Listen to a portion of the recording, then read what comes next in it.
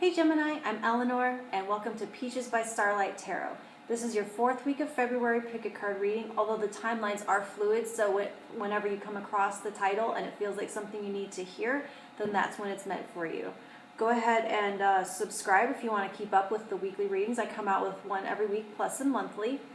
Not everything is going to resonate, and that's totally all right. I do offer private readings, and you can go to my Etsy page and pick one out or design one of your own. I have that option as well because I have all my decks listed out, and so you can pick as many cards from each one as you want me to pull and see. And so, but if at any time during the reading you do hear something that is resonating, that's going to help you, that's going to serve you on your path, hit that like button. And if you hear something that you feel like is going to help someone else out, go ahead and share it with them. And also comment below which stack you chose and how it is playing out in your life right now. I'd kind of like to know. So this week we're talking about reality and how that fits in with your monthly energy of the Hermit. And if you want to see me shuffle on camera and pick these, your annual and your monthly are linked below if you want to watch those.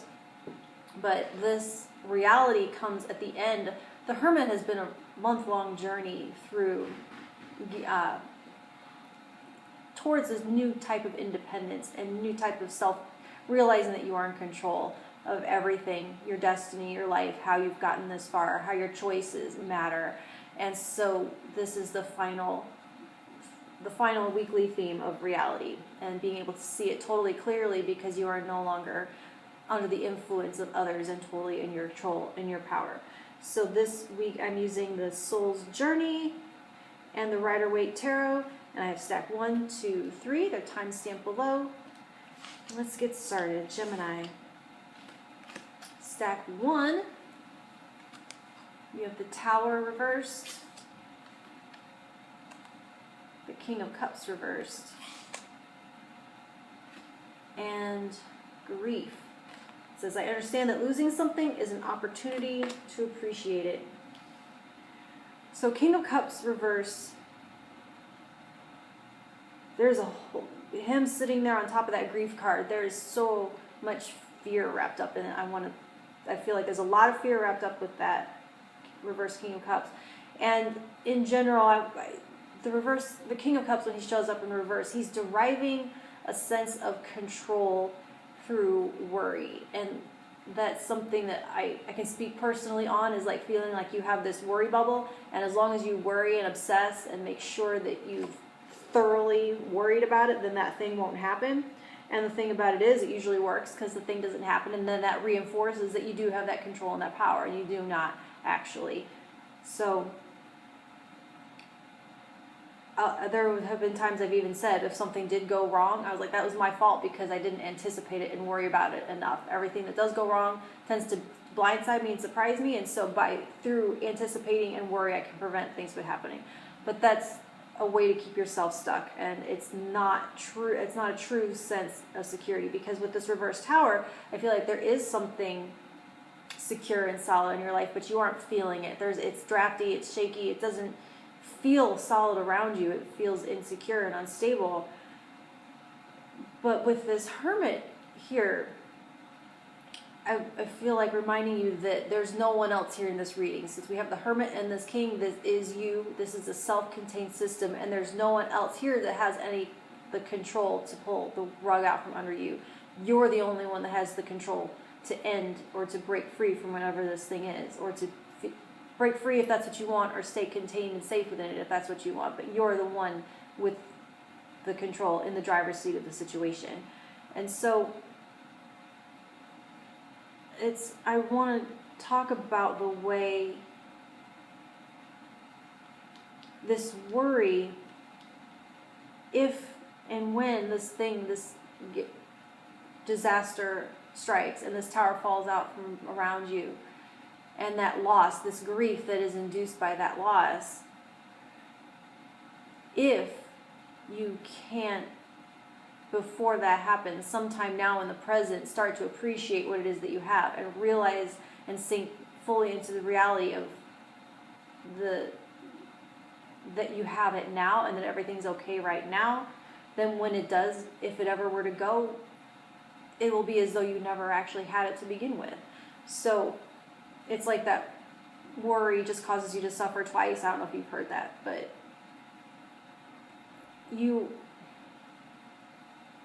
there's no enjoyment. What does it matter if you lose it if you aren't enjoying it now to begin with? You don't have it now if you are in a constant state of worry. So have what you have now, enjoy what you have now, believe that it's real now, and believe that nothing is permanent, that that love is permanent, and that whatever comes and goes from our life, we're all one, and we're all reunited at one point with those things that we love. And so, and also with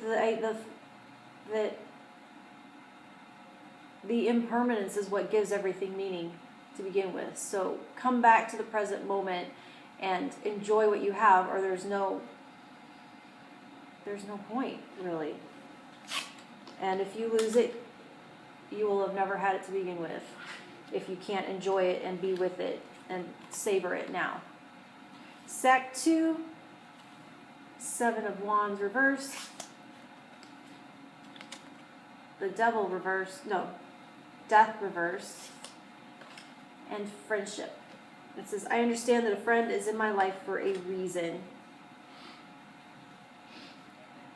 So the 7 of Wands reverse, it does seem like you are surrendering a certain degree of protective energy and self-preservation and like some guards that you have had up because of this realization that this friendship, that friends come and go from our life. So there's a little bit of a letting go and being able to release attachment so that people can come and go freely because of the realization that everyone has a purpose, that when they come it's for a reason and when they go it's for a reason, and not just that serves you in your path, but it also serves them in their path. And so you don't do people a service by trying to cling to them and hold on, because they have their own path. And so when our paths are in alignment, and when we walk the path together for a time, that's for a reason. And when they diverge, we have our own paths that we have to walk. And it's not for us to keep people on that path with us beyond what serves either of our growth. And as a true friend, you will see that in them, and you will love them enough to want them to grow and to go on their own path. And you'll realize that you are a better friend for it when you don't try to keep them small and keep them on your path, because your path is your path and their path is their path. And you aren't being a super great friend by trying to keep them off their path and onto yours. Yep, that's all I have to say about that one. Alright, stack 3, the Hierophant, Temperance, and Denial. I acknowledge my fear, but I replace it with the insight of awareness.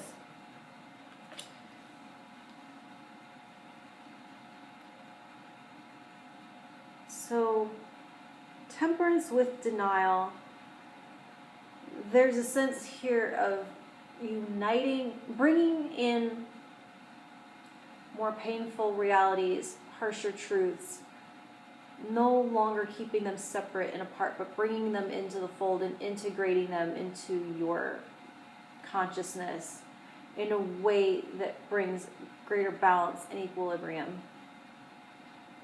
Like a prescription lens. And that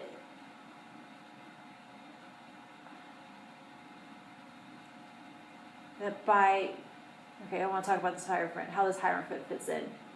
By suppressing, by denying, by keeping those things separate, and by trying to stay on one side of the scale and not letting them blend together inextricably, they are this other separate thing that grows more powerful in the suppression, in the darkness, in the shadow where you try to keep them. They stay there and they feed on your fear, and they feed on this denial, and they grow strong and they grow powerful, and they will rule you and they will control you from the shadows, and you won't even realize it's happening. They'll be puppeting you, these things, these harder things, these painful things, these unhealed things.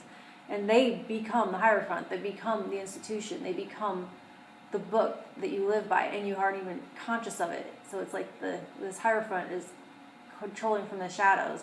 So when you have to surrender this denial of those things and bring them in and to combine them and create this balance of light and dark, so that the power of balance is restored. All right, Gemini? Talk to you next week. Thank you.